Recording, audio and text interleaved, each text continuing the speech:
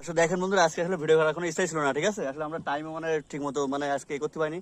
তারপর হলো ভাই বলছে যে যেটুকু সময় পাই আসলে শর্টটা নিয়ে চিন্তা ভাবনা করি, ঠিক আছে। তো তারপরে এই যে জায়গাটা আসছে হলে আসলে এসে আমাদের মনটা অনেক আসলে অনেক ভালো হয়ে গেল, ঠিক আছে। মনটা অনেক ফ্রেশ হয়ে গেল। আসলে ভাবলাম আমাদের মানে যাই আমাদের আশেপাশে এত সুন্দর জায়গা আছে, আমরা কিন্তু আসলে ভাবতে পারিনি, ঠিক আছে।